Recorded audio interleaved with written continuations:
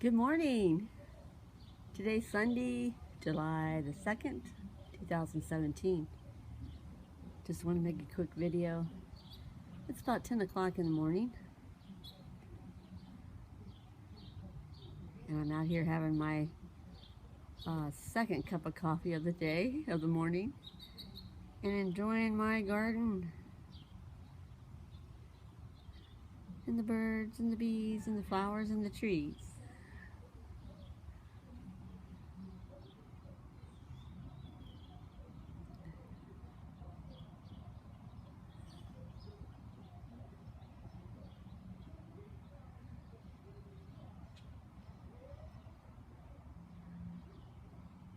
Are those coneflowers and daylilies beautiful or what?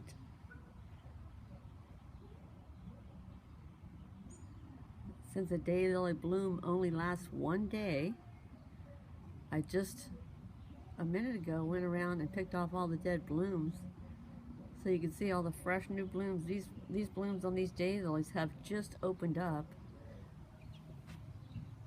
Some of them are just starting to open up, like this one. It's not even open all the way yet, it's just opening up.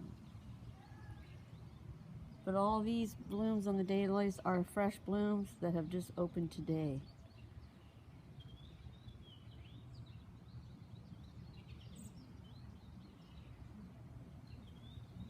It's gorgeous.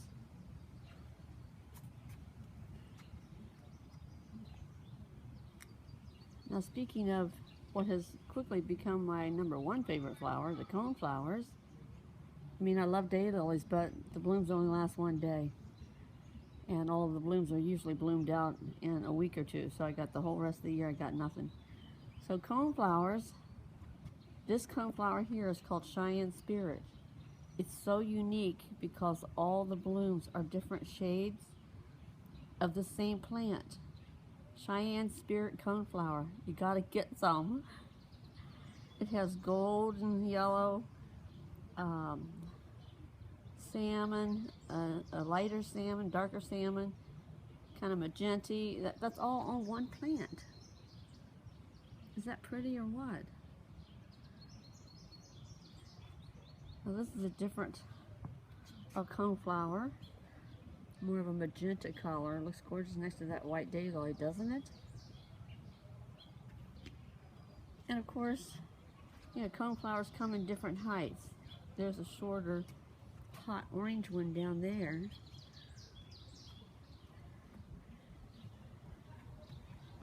And there's like parchment goldish color, yellow, I guess. That's hard to describe the color. Okay, let's walk around and look at some of these daylilies up close. Excuse me while I walk.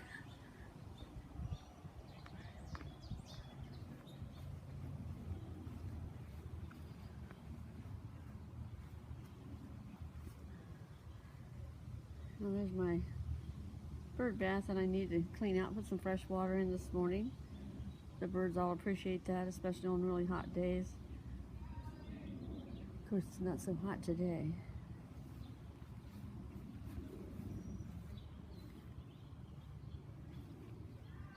I'm trying to get this gorgeous red one. Is that gorgeous or what? That's one of my own seedlings. I created that daylily by taking the pollen off of one. See if I can do this one-handed and show you how it's done. You take the pollen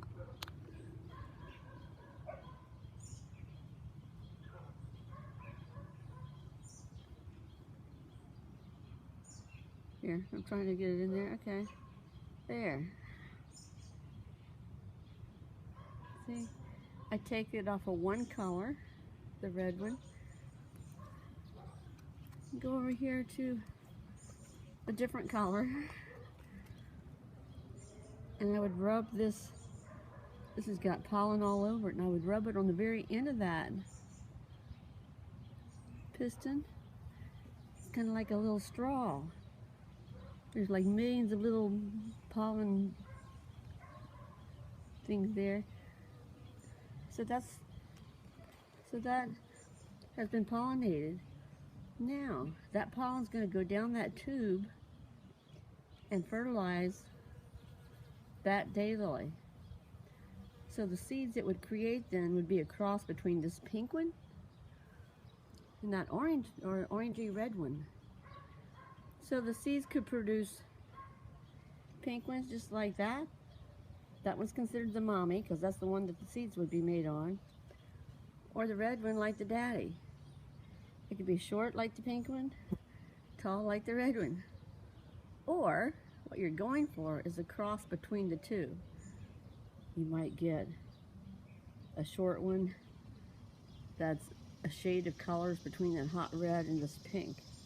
But anyway, that's how you do it. You don't really know what you're going to get, and that's the exciting part of it. Let's go down here.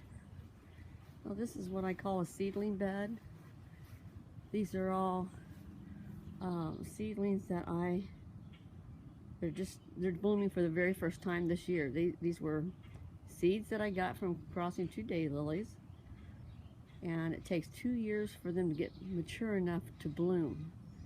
So these are some of my very own. Now, granted, there's none of them that I would keep, and I say that because they don't have very many buds on them, like for instance. Okay, this one right here.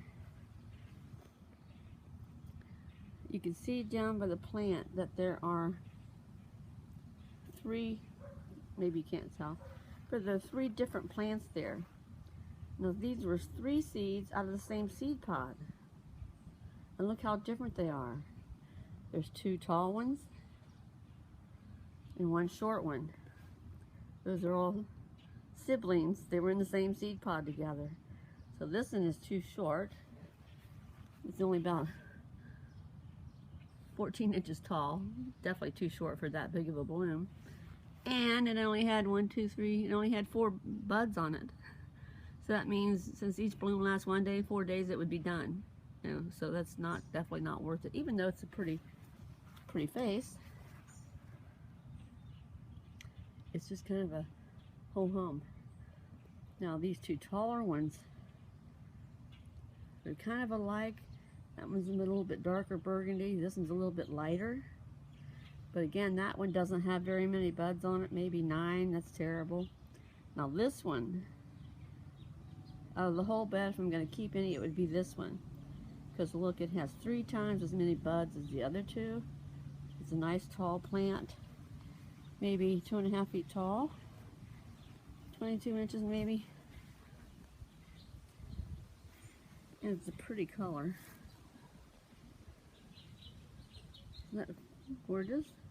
So I will probably keep that one and throw the other 2 away because I only have so much space to grow daylilies.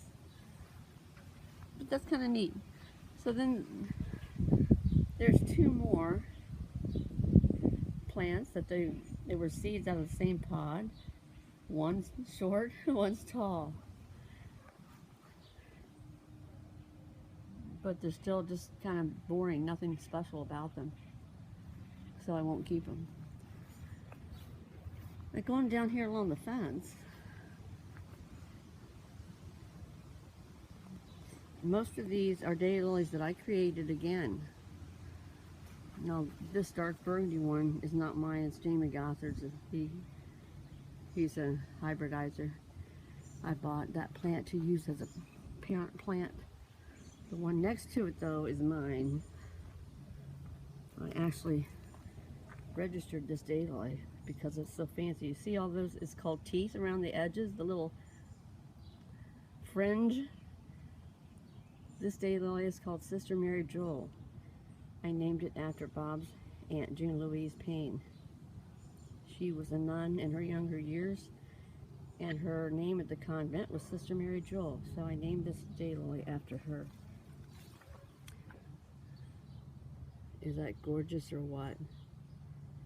Oh my gosh, it's gorgeous.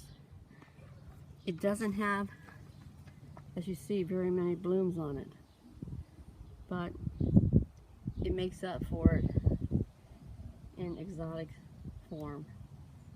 So I registered it. Look at the edge there on that daylily. Is that wild or what? That's what you're going for when you hybridize daylilies, is something uniquely different. Because anybody can make a daylily, even the bees can do it. But to make something unique takes a little bit of homework. Like for instance, if I took the pollen off of this one and put it on this one, I might end up with a dark purple one that has fringe around the edges like this. That would be a hot seller. So if that's what you're going for, you're looking for something different. Okay, that's enough of a lesson today. I don't want this video to be too long.